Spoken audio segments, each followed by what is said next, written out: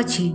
जी राजकुमारी, कुछ गिनकर 5 दिनों पहले तक जब मैं सुप्रीम जनरल के पैलेस में थी तब तक मेरे पास हुआ करता था, लेकिन जब से मैं उस कैद से भागी हूँ तब से मुझे 2 वक्त की रोटी भी नसीब नहीं हुई, क्योंकि मेरे पास प्रमाण पत्र तो क्या 2 खोटे सिक्के भी नहीं है।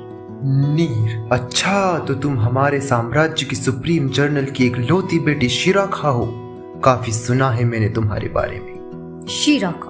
माफ कीजिए राजकुमार, लेकिन मैंने अपना नाम बदल लिया है। स्क्वाड कैप्टन इतराते हुए बोलता है, तुम्हें क्या लगता है तुम्हारी ऐसी अजीब बातों से हम मान लेंगे कि तुम्हारा हमारी सुप्रीम जनरल से कोई संबंध है?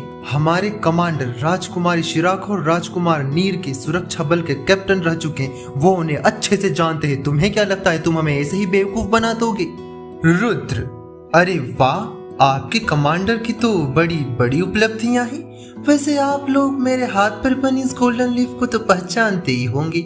उस गोल्डन लीफ को देखकर ही कमांडर अपने घुटने पर बैठ जाता है और बोलता है, माफ कीजिए राजकुमार, मुझे नहीं लगा था कि राज परिवार का कोई भी सदस्य आप लोगों को रॉयल कैपिटल से इतनी दूर आने की अनुमति देगा। कमांडर की बात सुनकर स्क्वाड कैप्टन को पसीने आ जाते हैं। वो निर्वाण के पैरों में गिरकर माफी मांगने लगता है। कृपा करके मुझे माफ कर दीजिए राजकुमारी, आगे से ऐसी कोई गलती नहीं होगी। मुझे नहीं पता था कि आप लोग। निर्वाण स्क्वाड कैप्टन की बात बीच में ही काटकर बोलती है, कोई बात नहीं, तुम बस अपना कार्य कर रहे थे। रुद्र, वैसे जो ये कर रहा था वो तो एक कार्यक्रम था। निर्वाण की नकल उतारते हुए वो फिर बोलता है, लेकिन कोई बात नहीं। नीर रोबदार आवाज में, कमांडर अपने अधीनस्थ लोगों से इतना भी झूठ मत बोला कीजिए। राजकुमार और राजकुमारियों की सुरक्षा बल के कैप्टन केवल संत मंडल के योद्धा ही बन सकते, जिनके पास नाइट कैप्टन बनने की क्षमता। रुद्र, ऐसा होता है? और मैं पगला समझ बैठा था कि नीर और शिराखा को पहली लोरी इन्होंने ही सुनाई थी। तभी आसमान में एक व्यक्ति जोर से अपने हाथ की एक मुट्ठी अपनी दूसरे हाथ की हथेली पर मारते हुए बोलता है, कितना मूर्ख है ये कमांडर। अरे वो गोल्डन लीफ नकली भी तो हो सकती हैं। इतनी समझदारी वाली बात करने वाला व्यक्ति और कोई नहीं बल्कि महासंत बेम्बो थे। मेरी पूरी योजना विफल कर दी। तभी उनकी बराबरी में खड़ा उनका स्टूडेंट अपनी कलाई को देखते हुए बोलता है, मास्टर, गोल्डन लीफ नकली नहीं बनाई जा सकती। असली गोल्डन लीफ और नकली गोल्डन लीफ में जमीन आसमान का अंतर होता है, जो देखने भर से ही पता चल जाता है। और वैसे भी आपकी योजना एकदम बकवास थी कि आप पहले उन्हें बंदी बनवाएंगे और फिर बाद में उन्हें बचाकर उन्हें अपना स्टूडेंट बना लेंगे। महासंत बेम्बो हंसते हुए बोलते हैं, मेरा क्या है, मैं तो उन्हीं के लिए चीजें आसान कर रहा था। आज नहीं तो कल उन्हें मेरा स्टूडेंट तो बनना ही है। इतना बोलकर वो वहां से चले जाते हैं। तभी आसमान में एक रथ दिखाई देता है। उसके आगे एक महासंत और 3 संत उड़ रहे थे और उनके पीछे एक विशाल सेना घोड़े पर थी।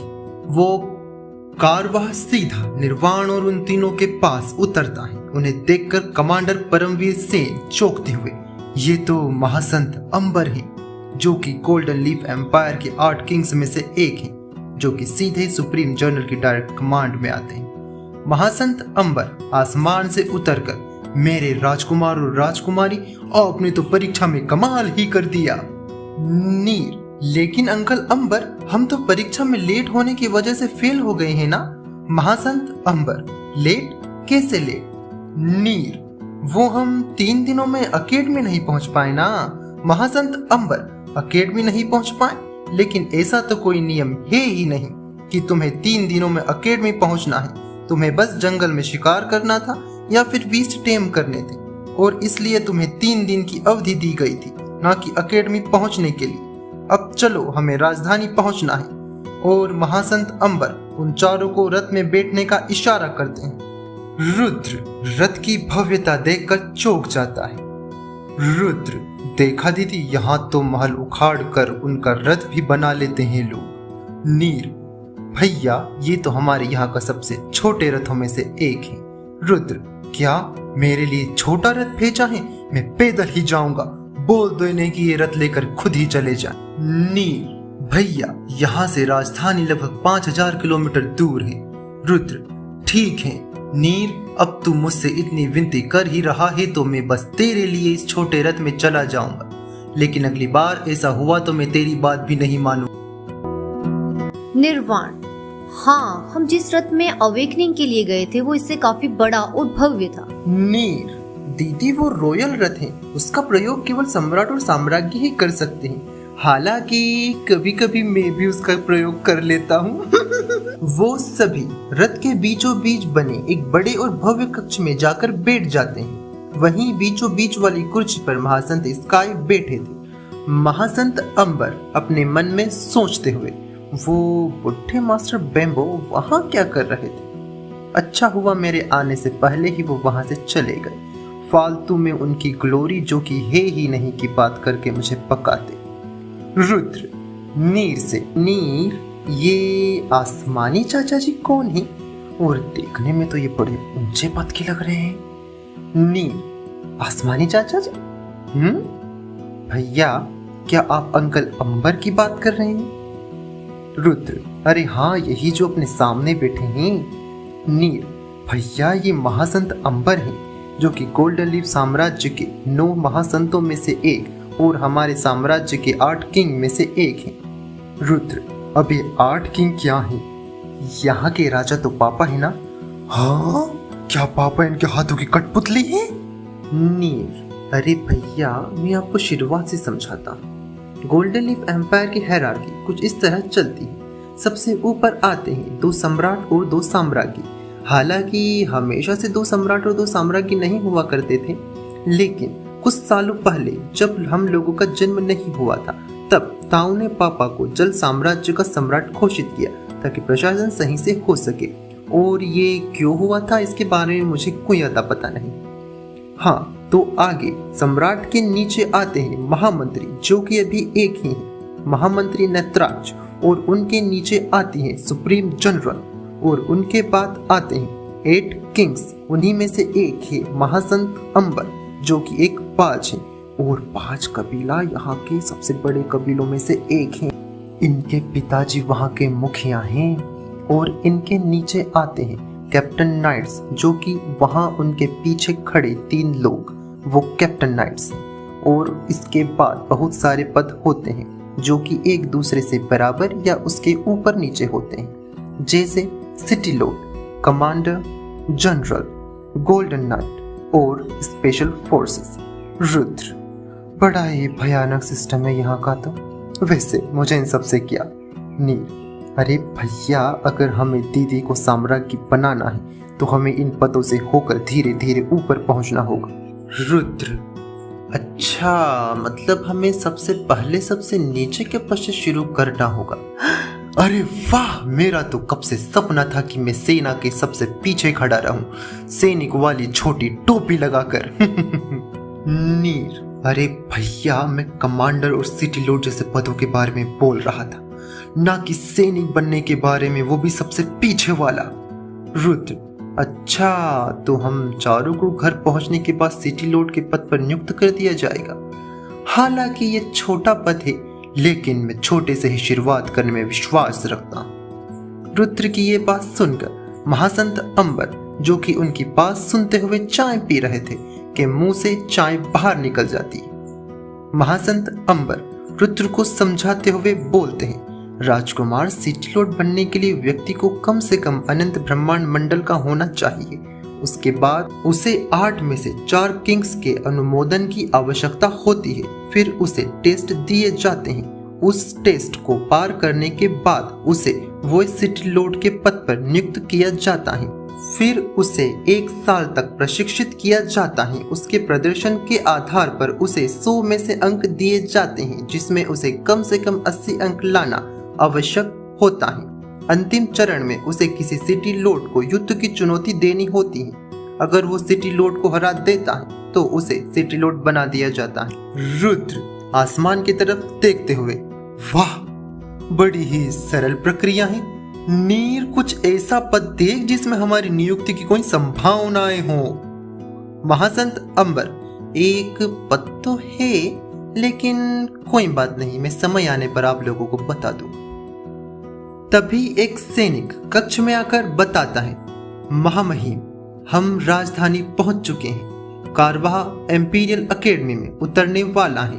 वो चारों ये बात सुनकर तुरंत ही अपना काला चोगा पहन लेते हैं और अपने मुंह पर मास्क लगा लेते हैं। अब उनका रथ एकेडमी में उतर चुका था। वो सब महासंत अंबर के पीछे पीछे रथ से उतर जाते हैं। रथ से उतरकर उनकी आंखों के सामने जो दृश्य आता है उसे देखकर वो चौंक जाते हैं। उनकी आंखों के सामने कुछ जाने पहचाने चेहरे और कुछ अनजाने चेहरे थे, लेकिन वो जिस चेहरे को देखकर सबसे ज्यादा चौंके थे वो था महासंत बेम्बो का। महासंत अंबर, ये पांचों बुढ़े फिर एक साथ इकट्ठा हो गए इन बच्चों की जान लेने के लिए। महासंत अंबर उन पांचों के सामने, जो कि महासंत बेम्बो और रुद्र के दादा दादी और नाना नानी थे, के सामने घुटने टेक कर बैठ जाते हैं और बोलते हैं, पूर्वजों को मेरा प्रणाम। क्योंकि उन पांचों को गोल्डन लीफ साम्राज्य के पूर्वजों के रूप में माना जाता है। किसी को नहीं पता कि उनकी उम्र क्या है। महासंत बेम्बो महासंत अंबर को नजरअंदाज करते हुए निर्वाण और उन तीनों की तरफ इशारा करते हुए बोलते हैं, तुम चारों यहाँ आओ। इतना सुनते ही रुद्र जमीन पर बेहोश होकर गिर जाता है। ये देखकर निर्वाण रुद्र के जमीन पर गिरने से पहले जमीन पर गिर जाती है। उन दोनों के जमीन पर गिरने के बाद उनके पीछे खड़े दो लोग दिखने चाहिए थे, लेकिन वो दोनों तो निर्वाण के भी जमीन पर गिरने से पहले ही गिर चुके थे। अब वो चारों जमीन पर बेहोश पड़े थे, लेकिन उनका ये नाटक एक जोरदार आवाज उनके कानों में पड़ने के साथ ही शुरू होने से पहले खत्म हो जाता है। ये आवाज किसी और की नहीं बल्कि महामंत्री नेत्राक्ष की थी। महामंत्री नेत्राक्ष, अपना ये नाटक बंद करो और चुपचाप खड़े हो जाओ। वो चारों ऐसे खड़े हो जाते हैं जैसे धरती पर गुरुत्वाकर्षण जैसी कोई चीज ही नहीं। पूर्व साम्राज्ञी, जिन्हें लोग पूर्वज निहारिका के नाम से जानते हैं, बोलती है, मेरे बच्चे कमजोरी के कारण बेहोश हो गए थे और तेरी कर्कश आवाज से तूने उन्हें बेहोशी में भी चैन नहीं लेने दिया, उठा दिया उन्हें। नेत्राक्ष, माँ, बेहोशी में कोई भी उठकर खड़ा नहीं होता किसी की आवाज सुनकर। पूर्वज निहारिका, अरे बेवकूफ, वो बेहोश होने का नाटक कर रहे थे, ना कि मरने का जो उठेंगे नहीं। साम्राज्ञी नेत्रा पूर्वज निहारिका से, बस माँ, बहुत हो गया। पूर्वज निहारिका, क्या बस, अभी तो मेरा शुरू हुआ है। तुम लोग जाओ और खाने की तैयारी करो, बाकी की बात अन्नपूर्णा भवन में ही होगी। भोजन करते हुए सभी महासंतों को वहाँ उपस्थित होने का आदेश दो। और ये सूरज और मेघ को पता तो है ना कि जल के बाहर भी जीवन है। कहाँ है वो दोनों, बुलाओ उन्हें। साम्राज्ञी नेत्रा, आ रही होंगे दोनों, आप भी पीछे ही पड़ जाती हैं उनके। पूर्वज निहारिका, मैंने सिर्फ उनके आने के बारे में ही पूछा है, तुम दोनों के लाड प्यार ने उन्हें बिगाड़ रखा। महासंत बेम्बो पूर्वज निहारिका से, हाँ दीदी, आप सही कह रही हैं, इन दोनों ने ही सबको बिगाड़ रखा है। ये कोई भी इज्जत नहीं करते मेरी। अरे मैंने तुम सबको पढ़ाया है, समझे तुम लोग। मेरा हर एक स्टूडेंट महासंत या फिर उससे ऊपर का ही साधक है। तभी आसमान से एक आवाज आती है, हाँ तो मास्टर वो आपकी मेहनत से थोड़ी खुद की मेहनत से बने। जब सभी लोग उस आवाज की तरफ देखते हैं तो उन्हें एक नीला रथ दिखाई देता है जिसे दो विशाल समुद्री ड्रैगन खींच रहे थे और एक विशाल सेना समुद्री घोड़ों पर उसके पीछे थी, जिसका नेतृत्व महासंत जलधि कर रहे थे, जो कि गोल्डन लीफ साम्राज्य के 8 किंग्स में से एक हैं। जब वो रथ नीचे उतरता है तो उसमें से जल साम्राज्य के सम्राट मेघ और साम्राज्ञी सुरुचि बाहर निकलते हैं। रुद्र, यहाँ तो लोगों का जमावड़ा बढ़ता ही जा रहा है। ऐसा लग रहा है कि हम चारों को चप्पल की माला पहनाकर गधे पर बिठाकर सवारी निकालेंगे। नीर, अब ये दोनों कौन? नीर भैया, ये मेरे मम्मी पापा और आपके चाचा चाची हैं। अरे ये यहाँ क्या कर रहे हैं? मैं तो ताऊ ताई के साथ ही ठीक था। नीर की ये बात सुनकर रुद्र के कान खड़े हो जाते हैं और वो निर्वाण को जबरदस्ती अपने साथ खींचते हुए अपने चाचा चाची की तरफ हंसते हुए बढ़ने लगता है। इसमें कोई दो राय नहीं थी कि वो उनके पास अपना उल्लू सीधा करने जा रहा था, लेकिन यहाँ हैरानी इस बात की थी कि सामने से भी उसके चाचा चाची की ऐसी प्रतिक्रिया थी। बस उसमें भाव सच्चे थे और उनकी आंखों में आंसू। शायद उनके दिल में कुछ दबा हुआ था। रुद्र और निर्वाण के चाचा चाची उन्हें ऐसे देख रहे थे जैसे वो वही 3 महीने के बच्चे हो जिन्हें उन्होंने आखिरी बार दूसरी दुनिया में जाते हुए देखा था।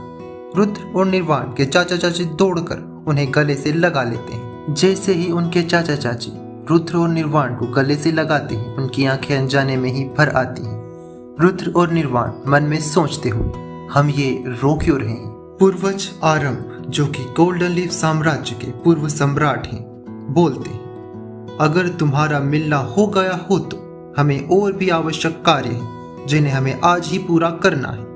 वो इतना बोलकर सबको महल की तरफ चलने का आदेश देते हैं। थोड़े समय बाद सब महल में आ चुके थे। अब सब अन्नपूर्णा भवन में बैठे थे, जहां 5 पूर्वज सबसे ऊंचे स्थान पर बैठे थे। रुद्र और निर्वाण को यहाँ एक और इंसान मिलता है जिसे वो पहले से ही मिल चुके थे, जिसे सब लोग दिव्य संत कहकर बुला रहे थे। यह और कोई नहीं बल्कि महासंत बेम्बो का स्टूडेंट और रुद्र और निर्वाण का बड़ा भाई दिव्यांश महावंशी था। वो निर्वाण और रुद्र के बीच में बैठा हुआ था। रुद्र महासंतों की तरफ देखते हुए उससे पूछता है, भैया ये 8 महासंतों को इतना सम्मान क्यों दिया जाता है? दिव्यांश, बेटा इस दुनिया में किसी देश की क्षमता उस देश के पास कितने महासंत हैं से आकी जाती है। रुद्र, लेकिन ऐसा क्यों? दिव्यांश, क्योंकि एक महासंत अकेले ही किसी देश का पूरी तरह से विनाश करने की क्षमता रख। रुद्र, अच्छा तो ये हमारे पास 9 महासंत हैं, एक हरे भरे दादाजी और 8 किंग्स। तो फिर मम्मी पापा और बाकी के ये बचे हुए उच्च पदीय लोग कमजोर होकर भी शक्तिशाली प्रशासन करते हैं। अरे मुझे ऐसे शासक बिल्कुल पसंद नहीं। मुझे वो शासक पसंद है जो शक्तिशाली हो। दिव्यांश, अब तू इस निष्कर्ष पर कैसे पहुंचा? रुद्र, ओ नहीं तो क्या भैया, राज्य में जो भी सबसे ज्यादा शक्तिशाली होता है उसी से राज्य की क्षमता मापी जाती है, और अगर यहाँ पर महासंतों से राज्य की क्षमता मापी जाती है तो स्वाभाविक सी बात है यहाँ पर सबसे शक्तिशाली वही होंगे, है ना भैया? सही कह रहा हूं ना मैं? दिव्यांश, हाँ बेटा। रुद्र, देखा अब तो भैया भी मान गए कि पापा पोपट राजा हैं। दिव्यांश, क्या पापा पोपट राजा हैं? ऐसा मैंने कब बोला? रुद्र, अरे भैया आपने अभी अभी तो मेरी बात पर हाँ बोला ना? दिव्यांश, लेकिन वो तो मैंने महासंतों वाली बात पर बोला था।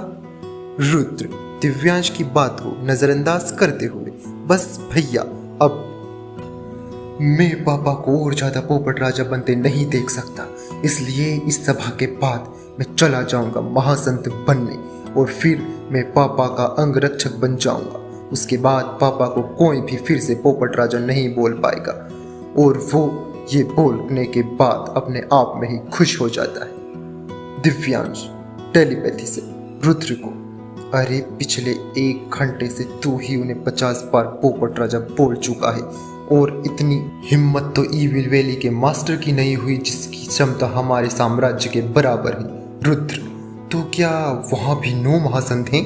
दिव्यांश, 10 महासंत पहले 9 हुआ करते थे, लेकिन अब सुनने में आया है कि वहां पर एक और नया महासंत उभरा है, और वहां पर 6 परम संत भी हैं। रुद्र चौंकते हुए, परम संत? ये तो साधना का आखिरी मंडल होता है ना? दिव्यांश रुद्र के सवालों का कोई अंत ना देखते हुए बोलता है, अब मैं तुम्हें सब एक साथ बता दूंगा। अब सुनो, हमारे यहाँ 7 परम संत हैं। हमारे मम्मी पापा, चाचा चाची, मामा मामी और सुप्रीम जनरल। वहीं उन 5 पूर्वजों का स्तर किसी को नहीं पता, लेकिन इतना जरूर पता है कि वो परम संत को पार कर चुके हैं। और अब कोई सवाल नहीं। तभी उसे 4 लोगों की आवाज आती है, टाइम प्लीज। और दिव्यांश को पता चलता है कि वो तब से एक व्यक्ति को नहीं बल्कि 4 लोगों को समझा रहा था। दिव्यांश शिराखा और नीर को। अरे रुद्र और निर्वाण का तो पता चलता है, लेकिन तुम दोनों तो यही थे ना? नीर और शिराखा, भैया माफ करना, लेकिन हमें तो ये भी अभी पता चला है कि तू हमारा बड़ा भैया है। दिव्यांश हार कर बोलता है, ठीक, पूछो तुम्हारा सवाल, लेकिन ये आखिरी होगा, फिर मुझे तुम्हें अकेडमी भी लेके जाना है आगे की प्रोसेस के लिए। रुद्र अपना सवाल पूछता है, ये हरे भरे दादाजी तो 9 महासंतों में से एक महासंत है ना? दिव्यांश नहीं, 9 महासंतों में से ये नहीं आते। ये जबरदस्ती 9वें महासंत जो कि अकेडमी के डायरेक्टर हैं की जगह को हड़प कर बैठे हैं। आखिरी 9वें महासंत से मैं तुम्हें थोड़ी देर में मिलवाऊंगा। पूर्वज आरंभ सभी परम संतों और महासंतों को थोड़ी देर में ग्रीन लोटस पैलेस में उपस्थित होने का आदेश देते हैं। भोजन खत्म होने के बाद दिव्यांश उन चारों को लेकर एकेडमी की ओर निकल पड़ता है। वहीं दूसरी तरफ ग्रीन लोटस पैलेस में सभी परम संत और महासंत 5 पूर्वजों के साथ गंभीर चर्चा में व्यस्त थे। पूर्वज आरंभ। जैसे कि हम जानते हैं कि रुद्र और निर्वाण 23 साल के हो गए हैं, लेकिन उनका श्राप कम होने की जगह बढ़ गया है। दूसरी दुनिया में भी वो केवल 23 साल तक ही श्राप से बच सकते थे, लेकिन अब किसी भी जगह वो श्राप उनका पीछा नहीं छोड़े। यदि 100 सालों के अंदर हमें श्राप का निवारण नहीं मिला तो वो अपनी वास्तविक स्वरूप को खो देंगे, और यदि ऐसा हुआ तो दुनिया को तबाही से कोई नहीं बचा पाएगा। ये निर्वाण की पवित्र ऊर्जा ही है जिसने रुद्र को बांध रखा है, लेकिन अगर ये श्राप अपने अंतिम स्तर पर पहुंच गया तो निर्वाण अपनी पवित्र ऊर्जा खो देगी। महासंत अंबर। पूर्वज, कोई तो मार्ग होगा। पूर्वज आरंभ। हाँ, एक मार्ग तो है, लेकिन वो लगभग असंभव है, और उनके श्राप के साथ तो वो ये कर ही नहीं पाएंगे। महासंत अंबर। वो कौन सा मार्ग है? कम से कम हम कोशिश तो कर ही सकते हैं, और आगे जो भी होगा देखा जाएगा। पूर्वज आरंभ। उन्हें 100 साल के अंदर महासंत बनना होगा, और वो अभी 23 साल के हैं। इसका मतलब उन्हें 123 साल की उम्र से पहले महासंत बनना होगा। महासंत अंबर। आज तक सबसे कम उम्र में बनने वाले महासंत हमारे सम्राट ही थे, लेकिन उन्हें भी महासंत बनने में 1000 साल लगे थे। कोई 100 साल में ये कैसे कर पाएगा? सम्राट देव होने को कुछ भी असंभव नहीं। अगर उन्हें सही प्रशिक्षण और मार्गदर्शन मिले तो संभव है कि वो 100 सालों के अंदर महासंत बन जाए। आध्यात्मिक मंडल बढ़ाने का सबसे अच्छा तरीका तो जीवन और मृत्यु के युद्ध ही है, क्योंकि जब व्यक्ति का जीवन संकट में होता है तभी वो अपनी मानसिक और शारीरिक क्षमताओं को तोड़कर अपनी इच्छा शक्ति के बल पर असंभव को भी संभव कर दिखाता है। वैसे भी ये श्राप तो उनके जीवन की बहुत छोटी कठिनाई है। अगर इस छोटे से श्राप से भी मुक्त नहीं हो पाए तो वो उसे कभी नहीं पा पाएंगे जो वो खो चुके हैं। सभी महासंत एक साथ बोलते हैं, इतने भी कठोर मत बनिए सम्राट, अभी वो बच्चे हैं। सम्राट देव। कठोर में नहीं, कठोर उनका भाग्य है। दूसरी तरफ एकेडमी में उन चारों के साथ दिव्यांश डायरेक्टर के ऑफिस की तरफ जा रहा था। ऑफिस के पास पहुंचते ही उसे अंदर से 2 लोगों की झगड़ने की आवाज आती है। उस आवाज को दिव्यांश तुरंत पहचान लेता है। दिव्यांश, इस लड़के ने फिर से झगड़ना शुरू कर दिया। और ये एकेडमी कब पहुंचा? क्या इसने वो मिशन इम्पॉसिबल पूर्ण कर लिया है? वैसे ये कर भी सकता है। वैसे भी आज तक तो ये महल में टिका नहीं। हर बार के विपरीत रुद्र और निर्वाण भी इस आवाज को पहचान लेते हैं। वो दोनों एक साथ बोलते हैं, ये तो ज्ञान की आवाज है ना? दिव्यांश। हाँ, ये जब से यहाँ आया है तब से इसे बस एकेडमी की लाइब्रेरी में घुसना है। चलो इन सब के बारे में बाद में बात करेंगे, पहले इस तूफान को शांत करते हैं। वो जैसे ही निर्देशक के कार्यालय में प्रवेश करते हैं, वो देखते हैं कि ज्ञान एक सफेद लोमड़ी जो कि सोफे पर महारानियों की तरफ बैठी हुई थी, जिसने अपने कान के पीछे एक सफेद फूल लगा रखा था। ज्ञान उसकी तरफ बार बार उंगली करते हुए बोलता है, आपको जो चाहिए था वो मैंने आपको लाके दे दिया है। अब आपकी बारी है इस दस्तावेज पर लिखी सारी शर्तें पूरी करने की, जिस पर आपके मुद्रित हस्ताक्षर है, जिसमें लिखा है कि अगर मैं इस सफेद लोमड़ी को सही सलामत यहाँ ले आता हूँ तो आप मुझे एकेडमी में एडमिशन के साथ साथ लाइब्रेरी की एक्सेस देंगे। डायरेक्टर, जिसे लोग महासंत बेनियन के नाम से जानते हैं, गुस्से में, ये हस्ताक्षर मेरे नहीं हैं। ज्ञान, तो क्या आप ये कहना चाहते हैं कि ये हस्ताक्षर आपके नहीं है? महासंत बेनियन, देखो ये हस्ताक्षर मेरे हैं, लेकिन मैंने नहीं की। इससे पहले कि ज्ञान कुछ बोल पाता, रुद्र उनके झगड़े में अपना सर घुसाते हुए बोलता है, ज्ञान, जिस व्यक्ति ने इस कॉन्ट्रैक्ट पर हस्ताक्षर किए थे, क्या उसके बाल हरे थे? क्या उन्होंने तुझे अपना स्टूडेंट बनाने की बातें की थी? क्या उन्हें इस बात का झूठा विश्वास था कि वो एक महान टीचर है? ज्ञान, हाँ भैया हाँ, लेकिन तुझे ये सब कैसे पता? रुद्र, क्योंकि मैं भैया हूँ। और वो डायरेक्टर की तरफ मुड़ते हुए बोलता है, देखिए सर, इस कॉन्ट्रैक्ट पर एकेडमी के एक उच्च पदीय व्यक्ति के हस्ताक्षर है, जिसे हम दोनों जानते हैं। और वैसे भी आप यहाँ कितने भी झगड़े कर लीजिए, एक बार वो यहाँ आ गए तो इस कॉन्ट्रैक्ट को तो पूरा कर ही देंगे, तो फालतू अपना सर क्यों खराब कर रहे हैं? दीजिए एक छोटा सा टोकन और बात निपटाइए। महासंत बेनियन कुछ सोचकर, हाँ बात तो सही है, पूर्वज बेम्बो के सामने वैसे भी मेरी कुछ नहीं चलेगी। ठीक है, मैं तुम्हें एडमिशन देता हूँ। और एक लेटर निकाल कर दिव्यांश को दे देते हैं और बोलते हैं इन सब की आगे की एडमिशन प्रोसेस पूरी करवा दो। ज्ञान और मेरा लाइब्रेरी में घुसने का टोकन। महासंत बेनियन, वो तुम्हें नीचे मिलेगा, अपने साथ लेकर नहीं घूमता हूं मैं टोकन। और हाँ, अपने इस कंपेनियन बीस्ट को भी अपने साथ लेकर जाओ। जब वो सब सफेद लोमड़ी की तरफ देखते हैं तो वहां शीरा का पहले से ही उसे टकटकी लगाकर देख रही। शीरा का मेरी 10 मिलियन स्वर्ण मुद्राएं। दिव्यांश, अरे शाही गरीब, तू राजकुमारी होकर बस 10 मिलियन स्वर्ण मुद्राओं के लिए मर रही है। चलो अब सब यहाँ से। दिव्यांश उन सबको नीचे एडमिशन ब्लॉक में ले जाता है जहाँ पहले से ही कई बच्चे थे। दिव्यांश उन्हें एक मशीन के पास ले जाता है और बोलता है अपना अंगूठा लगाओ और इसमें से एक टोकन निकलेगा, उसे लो और चलो। 5 लोगों की लंबी लाइन में से रुद्र सबसे पहले टोकन निकालने जाता है, वहीं शीरा का दिव्यांश से।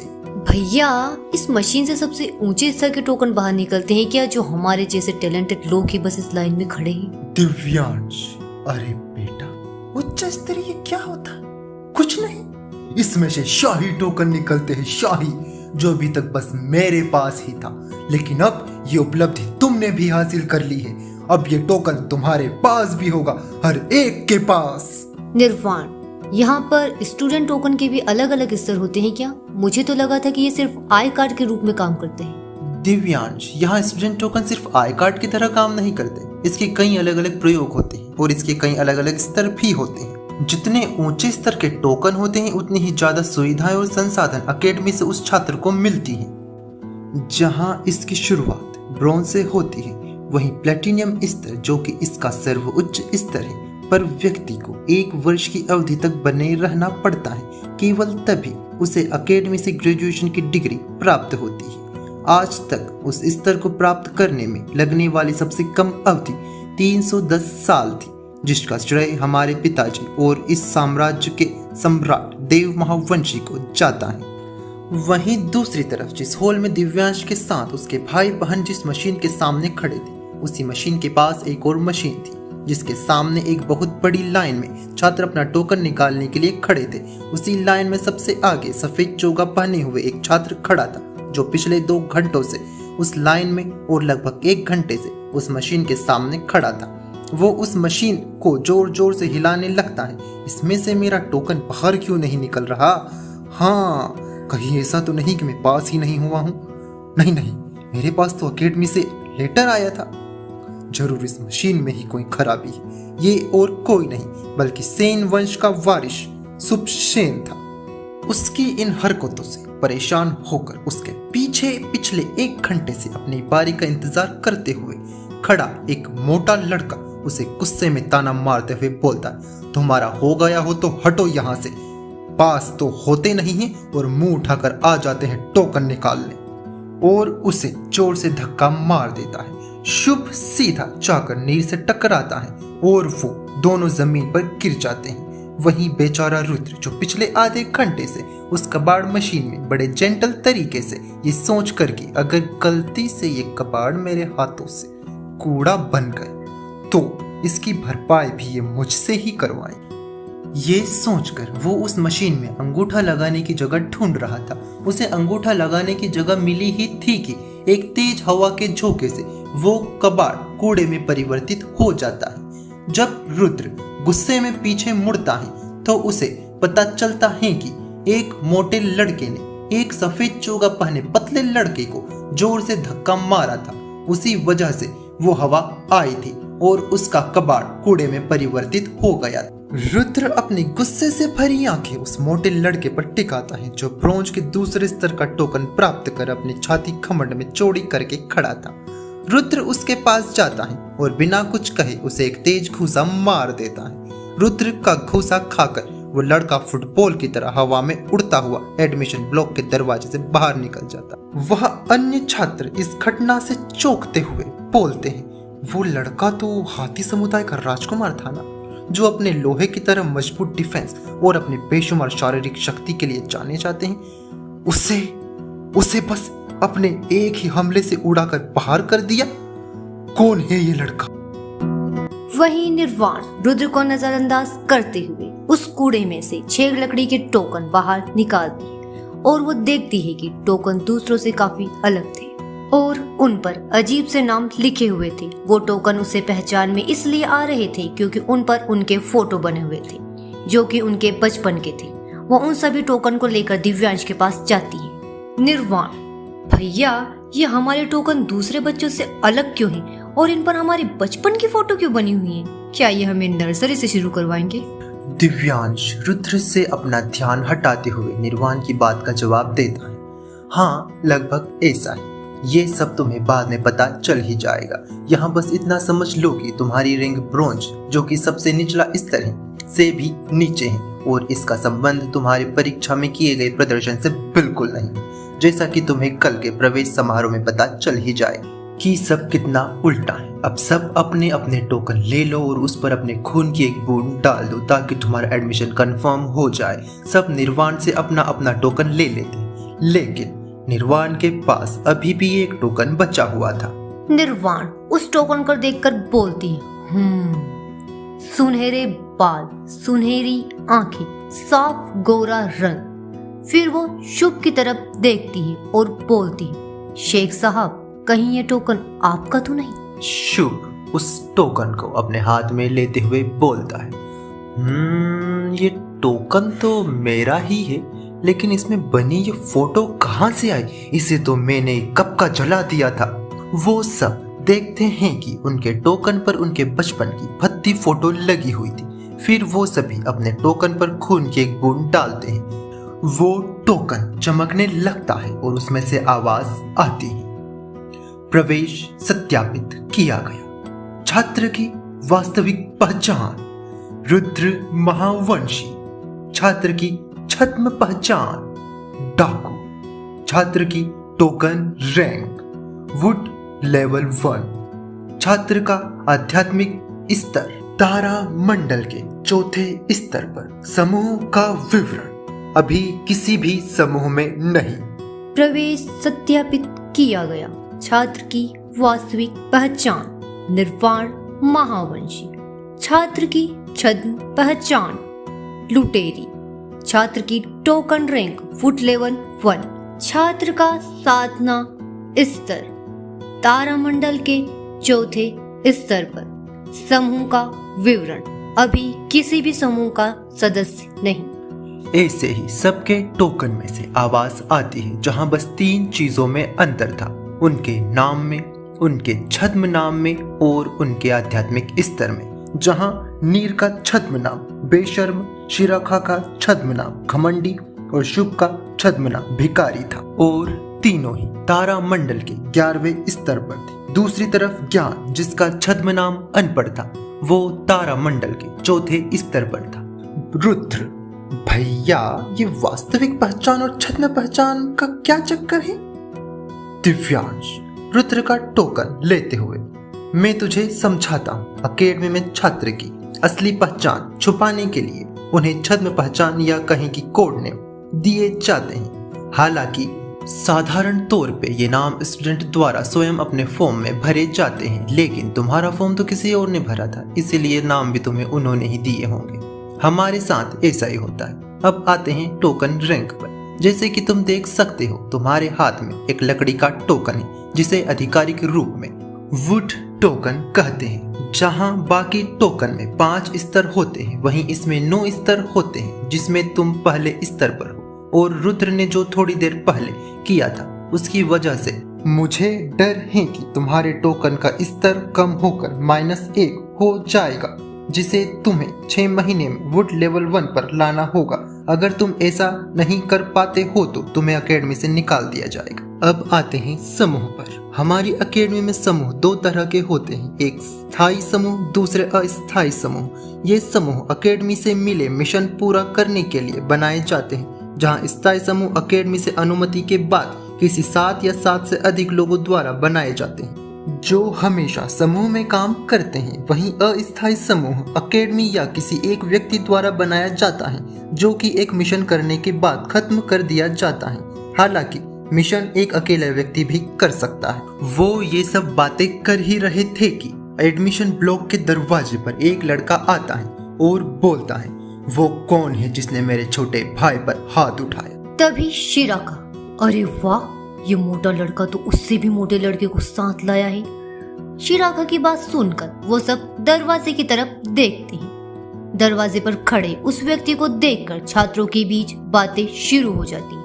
उनकी बातें सुनकर शिराका और बाकी सभी को पता चलता है कि वो दूसरा मोटा लड़का उस मोटे लड़के का बड़ा भाई है, जिसे रुद्र ने कुछ समय पहले अपने घूंसे से फुटबॉल की तरह हवा में उड़ा दिया था।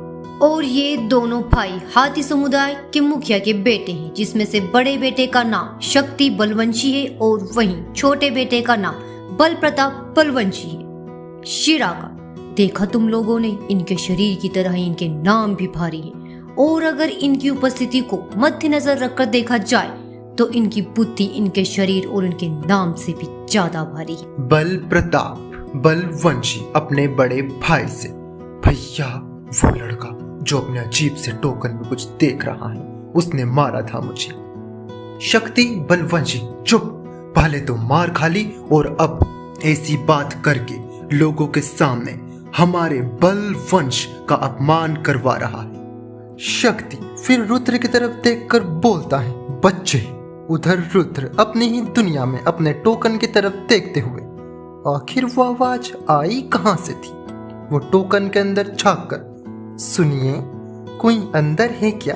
वो मुझे अपनी प्रोफाइल फोटो बदलनी। रुद्र की आशा से विपरीत टोकन के अंदर से आवाज आती है, क्षमा कीजिए, ऐसी कोई सुविधा उपलब्ध नहीं। हाँ, यहाँ तो बस असुविधाएं ही हो सकती। तभी उसके कान में एक आवाज पड़ती है। रुद्र उस आवाज की तरफ देखता है। क्या अभी इस मोटे के पास खड़े इस थुलथुल लड़के ने मुझे आवाज दी? शक्ति गुस्से में, मैंने तो सोचा था कि मैं तुम्हें प्यार से समझा दूंगा, लेकिन लातों के भूत बातों से नहीं मानते। इतना बोलते ही वो रुद्र की तरफ तेजी से बढ़ने लगता है। उसे रुद्र की तरफ तेजी से बढ़ता देखकर वहां खड़े छात्र शक्ति के बारे में बात करने लगते हैं। ये लड़का तो गया, सुना है कि ये लड़का गोल्डन स्तर पर है और अकेडमी के तीसरे सबसे शक्तिशाली समूह का वॉइस लीडर होने के साथ साथ बहुब्रह्मांड मंडल का अजय योद्धा है। ये तो इसे बस देखने भर से ही मार। लेकिन अब इनको कौन समझाएगी? ऐसे लोगों के देखने भर से ही रुद्र मर रहा होता तो वो अब तक जाने कितनी बार मर चुका होता। वहीं शक्ति रुद्र तक पहुंच पाता उससे पहले ही उसे पीछे से एक शांत किंतु अपने साथ मृत्यु की इच्छा से भरी हुई ऊर्जा उसे महसूस होती है और उसके पैर वहीं जम जाते हैं। उसके कान में एक ठंडी आवाज आती है, आशा करता हूं कि तुम्हें अकेडमी के नियम याद होंगे। यदि तुम अपने जूनियर पर हाथ उठाओगे तो तुम्हें एकेडमी से सीधा बाहर निकाल दिया जाएगा। तुम्हें याद होना चाहिए कि तुम किसी साधारण एकेडमी में नहीं बल्कि the great golden leaf imperial academy में खड़े हो। यहाँ तुम्हारे वंश का कोई महत्व नहीं। ये व्यक्ति और कोई नहीं बल्कि दिव्यांश था। फिर वो अपने भाई बहनों की तरफ इशारा करता है और बोलता है, आज के लिए इतना काफी है, अब चलो यहाँ से। इतना बोलकर वो एडमिशन ब्लॉक के बाहर चले जाते हैं। शिराका दिव्यांश से, भैया तूने तो अंदर उस लड़के को देखने भर से ही डरा दिया। अगर वो लड़का गोल्डन स्तर का छात्र था तो तू तो जरूर डायमंड स्तर का होगा, है ना? दिव्यांश अपना ब्रोंज स्तर का टोकन शिराका की तरफ उछालते हुए बोलता है, शिराका देखना कहीं इस डायमंड स्तर के टोकन से तेरी आंखें ना चौंधिया जाए। शिराका उस टोकन के स्तर को देखकर, भैया टोकन के तो 5 स्तर होते ना, तो ये तेरा टोकन 6वें स्तर पर क्या कर रहा है? दिव्यांश शिराका से अपना टोकन छीनते हुए, क्या ये 7वें स्तर से 6वें स्तर पर कैसे पहुंच गया? फिर से इन्होंने मेरी रैंक कम कर दी। छोड़ो, अब तो मुझे इसकी आदत हो चुकी है। और रही बात टोकन के स्तर की, तो वो हमारे टोकन के हर एक रैंक पर 9 स्तर होते हैं और ऐसा सिर्फ हमारे जैसे कुछ लोगों के साथ ही होता है, नहीं तो आधिकारिक रूप से तो हर एक टोकन के केवल 5 स्तर ही होते हैं। अब महल चलो, कल सुबह हमें प्रवेश समारोह के लिए अकेडमी जल्दी आना है। अगली सुबह वो सभी दिव्यांश के साथ अकेडमी पहुंच जाते हैं जहां प्रवेश समारोह शुरू होने वाला था। प्रवेश समारोह की शुरुआत एक घोषणा के साथ होती है। थोड़ी ही देर में एक तेजस्वी व्यक्ति हवा के बीचों बीच दिखाई देता है। वो धीरे धीरे हवा से मंच पर उतरता है। उसके वस्त्र का रंग उनके सुनहरे बालों के साथ मेल खा रहा था। उनकी सुनहरी सुंदर आंखें सभी छात्रों के सबसे पीछे खड़े 7 लोगों पर टिकी हुई थी। उनके कपड़ों पर लगा तमगा जिस पर सिंह का चिन्ह था, ये दर्शा रहा था कि वो सेन वंश के मुख्य परिवार से हैं। उन्हें देखकर सभी बच्चे आपस में बात करने लगते हैं। ये तो सेन वंश के 3 संतों में से एक वृत्तांत सेन है, जिन्हें लोग द गोल्डन 11 किंग के नाम से जानते हैं। जैसे ही शुभ का ध्यान मंच पर खड़े उस व्यक्ति की ओर जाता है जिसकी आंखें उन 7 को ही देख रही थी, वो बोलता है, ये इंस्ट्रक्टर की जगह पर क्या कर रहे हैं? अब प्लीज मुझे ये मत बोलना कि पूर्वज ने इन्हें फिर से कैप्टन नाइट के पद से हटाकर इंस्ट्रक्टर बना दिया। अरे हाँ, अभी तो ये अमृतगढ़ की सीमा पर गए हुए थे ना। इन्होंने जरूर अमृतगढ़ के किसी छत्र पर अपना टावा ठोक कर वहां के सैनिकों को पीटा हो, तभी इन्हें सजा के तौर पर पूर्वजों ने इंस्ट्रक्टर बना दिया। रुद्र मंच पर खड़े व्यक्ति को देखकर बोलता है, ये कौन है? शुभ, ये मेरे चाचा हैं, दिव्यांश। मुझे नहीं लगता कि इस बार इन्हें सजा के तौर पर इंस्ट्रक्टर बनाया गया है, क्योंकि इनके चेहरे से तो लगता है कि ये खुद जिद करके इंस्ट्रक्टर बने। क्योंकि पिछली बार जब इन्हें इंस्ट्रक्टर बनाया गया था तो इन्होंने कुछ ऐसा किया था जिसकी वजह से महासंत बेनियन ने इन्हें अकेडमी से पूरी तरह से बैन कर दिया। शीरा का ऐसा क्या किया था उन्होंने? दिव्यांश, ये तो मुझे भी नहीं पता। गोल्डन लोयन किंग अपने भारी स्वर में सभी बच्चों को संबोधित करते हुए, अब सभी बच्चे ध्यान से मेरी बात सुनेंगे। अब से आप सभी गोल्डन लीफ इंपीरियल एकेडमी के छात्र हैं। इससे ज्यादा आपकी और कोई पहचान नहीं। आप किस वंश से आते हैं इसका यह कोई महत्व नहीं।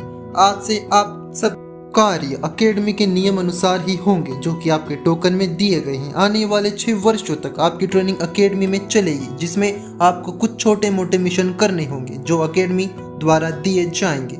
बाकी सभी जरूरी जानकारी आपके टोकन में दी गई है।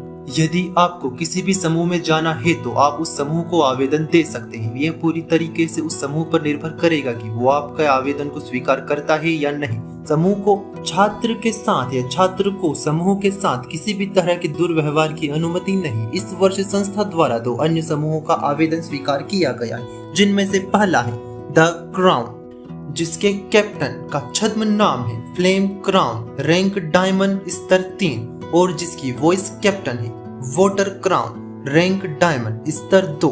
इस समूह में कुल 12 सदस्य हैं और ये नए सदस्यों के लिए खुला है।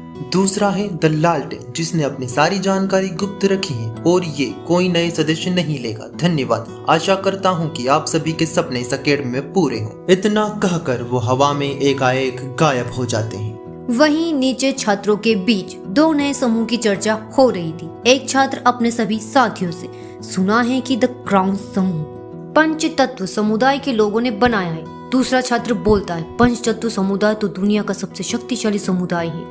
उनके बीच में से एक छात्र बोलता है, फिर तो मैं इसी में शामिल होने की कोशिश करूँगा। फिर पहला छात्र बोलता है, वो अपने समूह में बस इंसानों को ही लेंगे। ये एकेडमी में पहला समूह है जो पूरी तरह से इंसानों द्वारा बनाया गया है। वैसे भी ये लोग उन लोगों को अपने सामने कुछ नहीं समझते जो इंसान ना होकर कोई अन्य प्रजाति के हैं।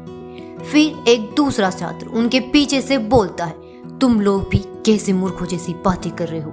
यहाँ सिर्फ एक द क्राउन समूह ही ऐसा नहीं है जो केवल अपनी प्रजाति के लोगों को लेता है, बल्कि यहाँ लगभग सभी समूह ऐसा ही करते हैं। तभी तो कोई भी छात्र, वो चाहे अमीर हो या गरीब, शक्तिशाली हो या निर्बल, सभी किसी न किसी समूह में शामिल है। इसलिए तुम्हें अपने अनुकूल ही समूह को चुनना चाहिए। उधर रुद्र उन बच्चों की बातें बड़े ध्यान से सुनकर वहां से निर्वाण को खींचते हुए कहीं जाने लगता है। दिव्यांश, रुद्र कहाँ जा रहा है अब तो? रुद्र फिर कुछ सोचता है। अब वो बाकी के 5 लोगों को भी अपने साथ खींचकर ले जा रहा था। वो थोड़ी दूर जाकर एक भवन के सामने रुक जाता है जिस पर लिखा था समूह कार्यालय। इस भवन में सभी समूह के अलग अलग कार्यालय थे। रुद्र बाहर लगी एक सूची में समूह का नाम और उन कार्यालय की जानकारी देखता है। कुछ देर उस सूची को देखने के बाद रुद्र दिव्यांश से, भैया बाहर तो बच्चे बात कर रहे थे कि एकेडमी में हर प्रजाति का एक समूह है, लेकिन मुझे तो यहाँ दूर दूर तक हम में से किसी की भी प्रजाति का समूह नहीं दिख रहा। दिव्यांश, मिलेगा भी नहीं। रुद्र, क्यों? दिव्यांश, क्योंकि हम सब प्राचीन प्रजातियों से हैं जो अपने अपने अलग आयाम में रहती हैं। इनके बारे में ज्यादा जानकारी उपलब्ध नहीं है। सुना है कि लंबे समय से कुछ प्रजातियों का कोई प्रतिनिधि नहीं है, जिस कारण इनके अंदर अलग अलग गुट विकसित हो गए हैं और बाहरी खतरों से बचने के लिए इन्होंने अपने आप को अपने ही आयाम में बंद कर रखा है। वहीं गरुड़ समुदाय संख्या में कम होने के कारण अपने ही आयाम में रहता है। इन सब आयामों में जाने का मार्ग केवल गोल्डन लीफ एम्पायर के कुछ उच्च पदीय अधिकारियों को ही पता है। ऐसा मैंने पापा के कार्यालय के कुछ गुप्त दस्तावेजों में पढ़ा था। रुद्र, तो भैया हम लोग यहाँ क्या कर रहे हैं? दिव्यांश, ये तो मुझे भी नहीं पता। उनकी इन्हीं बातों के बीच उनके टोकन पर एक सूचना आती है। समूह की जानकारी जोड़ी गई। वो जैसे ही उस सूचना को खोलते हैं उसमें से आवाज आती है, समूह का नाम द लालटेन, समूह की स्थिति गुप्त, समूह के सदस्यों की कुल संख्या 7, समूह के कैप्टन पाखंडी, स्टूडेंट टोकन रैंक ब्रॉन्ज 6, समूह की वॉइस कैप्टन लुटेरी, स्टूडेंट टोकन रैंक वुड स्तर 1, समूह के बाकी के सदस्य डाकू, बेशर्म, घमंडी, भिखारी, अनपढ़। धन्यवाद। शिराका, बाकी सारे नाम तो ठीक है, पर अब ये पाखंडी कौन, और वो भी हमारे समूह का कैप्टन? वो सभी दिव्यांश की ओर देखते हैं और बोलते हैं, पाखंडी? हाँ, नाम अच्छा है। दिव्यांश, बताओ बोल भी कौन रहा है?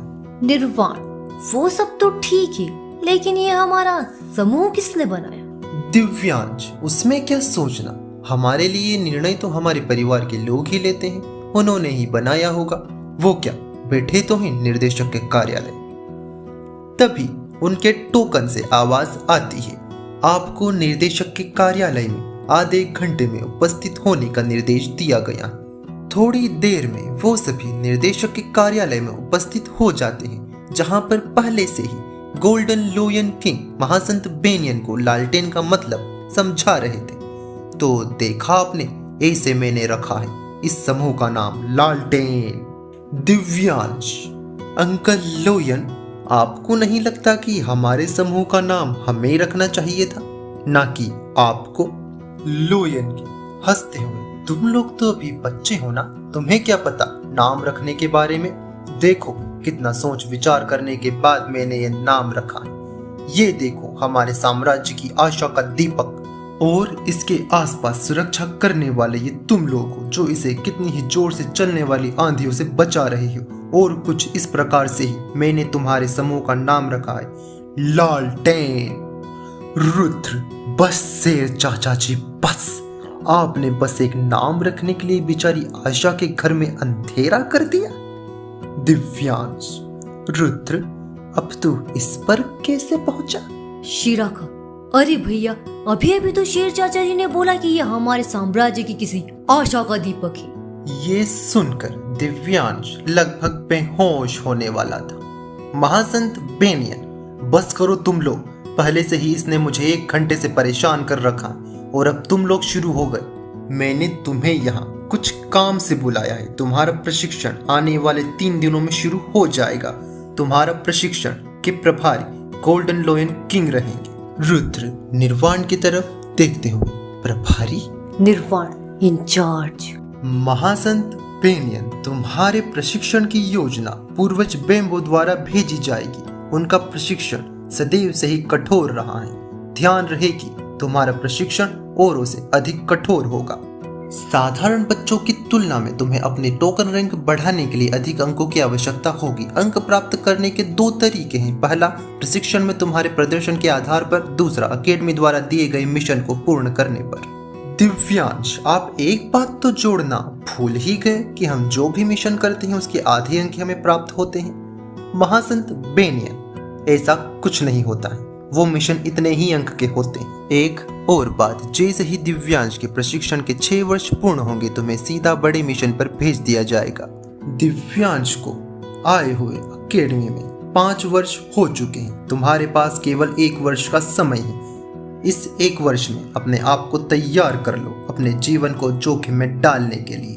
और हाँ, तुम्हारे रहने के लिए वेस्टर्न ब्लॉक में व्यवस्था कर दी गई। दिव्यांश ताने भरी आवाज में, अच्छा व्यवस्था, रखिए आपकी व्यवस्था अपने पास। अरे अब तो उसकी दीवारें भी गिरने वाली हैं। ले लिए हैं मैंने 6 तंबू और, ये बोलकर वो अपने भाई बहनों को लेकर उस कार्यालय से निकल जाता है। महासंत बेनियन, अरे मेरी कुछ बातें रह गई है वो सुनकर तो जाओ। दिव्यांश उन सभी को लेकर वेस्टर्न ब्लॉक में आ जाता है। यह स्थान अकेडमी के पश्चिम में एक सुनसान जगह थी, जहां पर एक पुराना भवन था जिसकी दीवारें तक जवाब दे चुकी थी। लेकिन उस स्थान पर आध्यात्मिक ऊर्जा अकेडमी के अन्य स्थानों से अधिक अनुभव हो रही थी। दिव्यांश, जैसे कि तुम लोग अनुभव कर पा रहे होंगे कि यहाँ पर आध्यात्मिक ऊर्जा अत्यधिक मात्रा में है। कहते हैं कि ये क्षेत्र विश्व के दूसरे सबसे अधिक आध्यात्मिक ऊर्जा वाला क्षेत्र है। मैंने सुना है कि इस क्षेत्र के बीचों बीच एक सरोवर है जिसमें अनंत देवताओं का मंदिर है। हालांकि वहां तक जाने की अनुमति किसी को नहीं है। नीर, वो सब तो ठीक है, लेकिन ये इतने सारे बीस्ट यहाँ पर क्या कर रहे हैं? दिव्यांश, ये सारे बीस्ट अकेडमी के टेम्ड बीस्ट हैं। ये यहीं रहते हैं। इनका प्रयोग स्टूडेंट को ट्रेन करने के लिए किया जाता है। नीर, तो भैया फिर हम यहाँ कहाँ रहेंगे? दिव्यांश, बेटा इतनी तो जगह है, कहीं भी अपना तंबू लगा लो। ये बोलकर वो सबको एक एक तंबू दे देता है। दिव्यांश उन सभी को तंबू लगाने में मदद करते हुए बोलता है, फिर क्या सोचा है, कौन सा प्रोफेशन लोगे? निर्वाण, प्रोफेशन? क्या प्रोफेशन? यहाँ पर भी प्रोफेशन होते हैं? नीर, हाँ दीदी, यहाँ पर बहुत सारे प्रोफेशन होते हैं, लेकिन इन्हें मुख्यतः 2 प्रकार में बांटा जाता है। पहला मुख्य और गौण, जहाँ मुख्य में 7 प्रोफेशन आते हैं: assassin, knight, hand to hand combat master, strategy maker, vanguard, magician and support. वही गौण प्रोफेशन में कई प्रोफेशन होते हैं, लेकिन उनमें ध्यान देने लायक बस 9 ही हैं, जैसे डॉक्टर, केमिस्ट, टेमर, लोहार, formation expert, dancer, magician, painter जैसे कई प्रोफेशन होते हैं। वहीं मुख्य और गौण दोनों प्रकार के प्रोफेशन में से एक एक लेना अनिवार्य है। दिव्यांश, लेकिन तुम्हें इन सब की चिंता करने की आवश्यकता नहीं है, क्योंकि तुम्हें तो पहले से ही महासंत बेनियन द्वारा एक प्रोफेशन दे दिया गया होगा और अभी कुछ देर में ही उनकी यूनिफॉर्म भी आने वाली होगी। रुद्र अपना तंबू लगाने के बाद अपने भाले से उन सबके तंबू से लगभग 500 मीटर की दूरी पर एक रेखा खींच रहा था। निर्वाण उसे देखकर उससे पूछती है, रुद्र ये क्या कर रहा है तू? रुद्र, दीदी अपने क्षेत्र की सीमा बना रहा हूँ ताकि नए बच्चे यहाँ अपना तंबू न लगा सके। शिराका जोर जोर से हंसते हुए, भैया जब उन लोगों के लिए वहाँ आलीशान महलों की तरह हॉस्टल बना हुआ है तो वो यहाँ अपना तंबू गाड़ने क्यों आएंगे? रुद्र, मतलब हमें ये डू नॉट डिस्टर्ब एरिया मिला है। नीर, भैया इसमें खुश होने वाली क्या बात है? उन लोगों को तो महलों की तरह हॉस्टल मिले हैं और हमें ये मैदान, तुझे बुरा नहीं लग रहा? रुद्र, नीर, बेवकूफों के साथ रहने से अच्छा तो ही बीस्ट के साथ रह ले। तभी एक व्यक्ति अपने साथ कुछ बैग लेकर आता है और बोलता है, ये लीजिए, डायरेक्टर ऑफिस से आपकी यूनिफॉर्म्स भिजवाई गई है और साथ ही में आपके प्रोफेशन के तमके भी इसके साथ भिजवाए गए हैं। दिव्यांश उनसे वो सारी चीजें लेने के बाद उन्हें जाने का इशारा करता है। तभी आसमान में एक रथ दिखाई देता है। वो रथ जैसे ही जमीन पर उतरता है, उसमें से 2 अत्यंत ही सुंदर महिलाएं बाहर निकलती हैं। वे उनके तंबू को देखकर बोलती हैं, चलो मेरे बच्चों के लिए खाना लगाओ। ये दोनों महिलाएं और कोई नहीं बल्कि गोल्डन लीफ एम्पायर की पूर्वज निहारिका और समृद्धि थी। निर्वाण अपने हाथ में सेब की टोकरी के साथ, जिसमें से आधे वो खा चुकी थी, पूछती, भैया लेकिन अभी तो खाने का समय हुआ ही नहीं है। दिव्यांश, वैसे तो जो व्यक्ति पहले ही आधी टोकरी सेब खा चुका है उसे तो भूख नहीं ही लगेगी, लेकिन फिर भी अब से तुम लोगों का पूरा डाइटरी प्लान बदल चुका है। अब से तुम लोगों को दिन में 6 बार खाना खाना पड़ेगा, वो भी हर बार अलग अलग तरह का। ये खाना जो कि दादी और नानी लेकर आती है, उसमें दुनिया की सबसे दुर्लभ जड़ी बूटियां डाली जाती हैं, जो कि आध्यात्मिक साधना करने में तो मदद करती ही है, साथ ही शारीरिक और मानसिक शक्ति को भी बढ़ाती है। थोड़ी ही देर में एक भव्य टेबल उन तंबुओं के बीच कई प्रकार के व्यंजनों से सजी हुई थी। पूर्वज समृद्धि उन सबको भोजन के लिए बैठने को कहती है। रुद्र एक निवाला लेने के बाद अनुभव करता है कि उसकी आध्यात्मिक ऊर्जा अत्यधिक तेजी से बढ़ रही है। रुद्र, मैं तो ये पूरा खाना खाकर आज ही महासंत बन जाऊंगा। दिव्यांश, बेटा, इस भोजन को पचाने के लिए इंटेंस ट्रेनिंग करनी पड़ती है, तो ध्यान से जितना ज्यादा खाओगे उतनी ही ट्रेनिंग करनी पड़ेगी।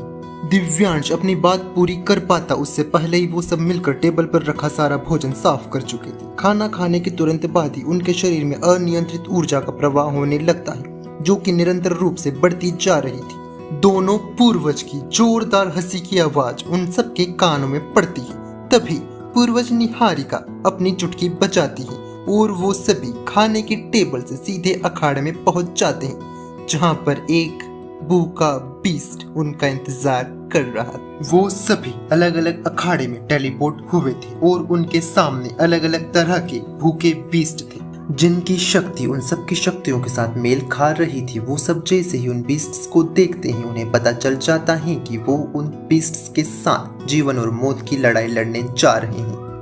साथ ही उन्हें अपनी ऊर्जा को भी नियंत्रित करना होगा, नहीं तो उन बीस्ट को मारने से पहले ही अनियंत्रित ऊर्जा के कारण उनका शरीर फट जाएगा। निर्वाण, जिसके सामने एक हीम तत्व की चील थी, उसकी रफ्तार अविश्वसनीय थी। वो चील एक तेज रफ्तार हमला निर्वाण पर करती है। निर्वाण बाल बाल उस हमले से बचती है और अन्य कोई मार्ग न होने के कारण एक लंबी लड़ाई के लिए तैयार हो जाती है। दूसरी तरफ नीर अपने सामने एक छोटी स्टारफिश को देखकर, अच्छा तो मुझे अपनी ऊर्जा नियंत्रित करने के लिए इस स्टारफिश को पकड़ना है, ये तो मैं अभी कर देता हूँ। लेकिन उसकी खुशी ज्यादा देर तक नहीं टिक पाई, क्योंकि वो स्टारफिश देखते ही देखते एक भयानक सी मॉन्स्टर में बदल चुकी थी। वहीं शुभ जब अखाड़े में पहुंचता है तो उसे वहां अंधेरा दिखाई देता है, लेकिन थोड़ी देर में ही वहां धीरे धीरे नीली रोशनी होना शुरू हो जाती है, जो कि नीली आंख की मशाल से आ रही थी। उस अखाड़े के बीच में उसे एक सिंहासन दिखाई देता है, जिस पर एक मकड़ी घमंड में मुकुट पहने बैठी थी। वो बोलती है, ये गरीब कौन है? वैसे भी क्या फर्क पड़ता है, मेरे सामने आने के बाद तो इसकी एक ही पहचान रह गई है, जो कि है मेरी सेना के एक सैनिक की, और वो एक स्पेल पड़ती है और अनगिनत मकड़ियां शुभ पर हमला कर देती है। इधर शुभ, जिसकी ऊर्जा पहले से ही अनियंत्रित थी, सोच रहा था पहले तो मुझे अपनी ऊर्जा को थोड़ा नियंत्रित करना होगा, फिर मैं इससे निपटूंगा। इससे पहले कि वो अपनी ऊर्जा पर ध्यान दे पाता, उस पर हमले शुरू हो गए थे। उसे पता चलता है कि वो चारों तरफ से जहरीली मकड़ियों से घिर चुका है। शिराखा पानी से भरे एक अखाड़े में पत्थर जैसी एक चीज पर खड़े होकर सोचती, लग तो ये किसी अखाड़े की तरह रहा है, लेकिन मुझे यहाँ किसे प्रोत्साहित करना है, यहाँ तो कोई लड़ ही नहीं रहा। इससे पहले कि वो किसी को प्रोत्साहित करने के लिए ढूंढ पाती, उससे पहले ही उसके पैरों की तली जमीन खिसक जाती है, क्योंकि वो अब तक जिस वस्तु पर खड़ी थी वो एक विशालकाय घड़ियाल का मुंह था, और वो अब जाग चुका था। वो शिराका को अपने मुंह पर से गिराकर उसे खाने के लिए अपना जबड़ा आगे करता है। ज्ञान, जिसके सामने एक भयानक भेड़िया था, ज्ञान के सामने आते ही वो भेड़िया आसमान की तरफ देखकर एक जोरदार आवाज निकाल, उसकी आवाज से चारों तरफ अंधेरा छाने लगता है और आसमान में एक चांद दिखाई देता है। जहां जहां चांद की रोशनी गिरती है, वहां से कई भेड़िए जमीन में से बाहर निकलते, जो दिखने में उसके जैसे ही थे, बस उनके रंग और आकार में अंतर था। जहां उस भेड़िए के काले लंबे फर और आकार छोटा था, वहीं उन भेड़ियों का रंग भूरा और उनका आकार उससे थोड़ा बड़ा था। उन सभी भेड़ियों की आंखें चांद की रोशनी के साथ चमक रही थी। वो काला भेड़िया, जो कि उन सभी भेड़ियों का प्रमुख लग रहा था, उन्हें हमला करने का आदेश देता है। ज्ञान एक हल्की हंसी के साथ, थोड़ी देर रुक जाओ, मैं अपनी ऊर्जा स्थिर कर लूं, फिर तुम्हें देखता हूँ। और वो खुशी, जो कि वह सफेद लोमड़ी थी, जो कि कुछ दिन पहले उसकी कंपेनियन बनी थी, को बोलता है, खुशी, क्या तुम इन्हें मेरे लिए थोड़ी देर रोक कर रख सकती हो? खुशी, बस 5 मिनट, इसके बाद मेरी कोई गारंटी नहीं। ज्ञान, ठीक है। खुशी एक आवाज निकालती है और उन दोनों के चारों तरफ एक बर्फीला कवच आ जाता है। उस कवच के घेरे में आने वाले सभी भेड़िए पलक झपकते ही बर्फ की मूर्ति में बदल जाते हैं। रुद्र जिसके सामने कठपुतला खड़ा था, जिसकी आंखें बंद थी। रुद्र, लगता है इस पुतले की बैटरी खत्म हो गई है। जैसे ही मैं इसमें बैटरी डालूंगा ये ढोल बजाने लग जाएगा। रुद्र उस पुतले के सामने जाता है और उसे उसमें एक जगह दिखाई देती है जहां लिखा था, कृपया इसे ना दबाएं, जिसे रुद्र अनदेखा करके दबा देता है और उसके सामने जाकर अपने हाथ बांधकर खड़ा हो जाता है और बोलता है, अब भाई साहब ढोल बजाएंगे। रुद्र की बात पूरी हो पाती उससे पहले ही वो पुतला उस पर तेजी से हमला कर देता है। इस बार रुद्र के बिना बुलाए ही अग्नेत्र आ जाता है और रुद्र को इस जानलेवा हमले से बचा लेता है। रुद्र खुद को लड़ाई के लिए तैयार करते हुए, ये भाई साहब तो मुझे ढोल बजाने वाले नहीं लगते, और वो अपना बीस्ट गोट आर्मर और भाला बुला लेता है। रुद्र की ऊर्जा अभी भी अनियंत्रित थी, जिसकी वजह से उसकी गति काफी धीमी हो गई थी। साथ ही उस कठपुतले की गति हर हमले के साथ तेज होती जा रही थी। वहीं वेस्टर्न ब्लॉक में 3 लोग एक जादुई गोले में चाय की चुस्की लेते हुए उन सभी को देख रहे थे, जो कि थे दिव्यांश, पूर्वज निहारिका और पूर्वज समृद्धि। दिव्यांश, दादी ये सभी के सामने तो बीस्ट हैं, लेकिन ये रुद्र के सामने कठपुतला क्यों है? पूर्वज निहारिका, उसके सामने कठपुतला इसलिए रखा गया है ताकि वो अपनी बीस्ट एम्पर सप्रेशन स्पेल का प्रयोग ना कर सके, क्योंकि इसकी ये स्पेल किसी भी बीस्ट जो कि या तो उसके आध्यात्मिक मंडल से कम हो, बराबर हो या उससे 2 मंडल ऊपर हो, को अपने सामने झुकने के लिए मजबूर कर देती है। साथ ही उसकी डेविल स्पिरिट अग्नेत्र की शक्तिशाली ऊर्जा की वजह से किसी भी तरह के बीस्ट से लड़ना उसके लिए बहुत आसान है। इसीलिए हमने उसके सामने कठपुतला रखा है, जिससे वो केवल अपनी शारीरिक शक्ति से ही लड़ सकता है, क्योंकि उस पर जादुई हमले का कोई असर नहीं होता। दिव्यांश, दादी इन सभी बीस्ट ने तो इन सभी को अधमरा कर दिया है, कहाँ से लाए ऐसे पागल बीस्ट? पूर्वज निहारिका, बेटा ये सभी पौराणिक बीस्ट के वंशज हैं। पहली है डिवाइन स्नो ईगल, जो निर्वाण से लड़ रही है। इसकी विशेषता इसकी गति है और ये अपने तलवार जैसे पेने पंखों से प्राणघाती हमले कर सकती है। और नीर का पाला जिससे पड़ा है वो कोई साधारण स्टारफिश नहीं बल्कि डीमन आई स्टारफिश है, जो कि इतनी विषैली है कि अगर इसके विष की एक बूंद भी किसी जगह पर पड़ जाए तो वो हमेशा के लिए बंजर हो जाती है। और ये अपनी विशेष क्षमता से किसी भी वस्तु को निगल जाती है। ये इसकी आध्यात्मिक ऊर्जा बढ़ाने का सबसे आसान मार्ग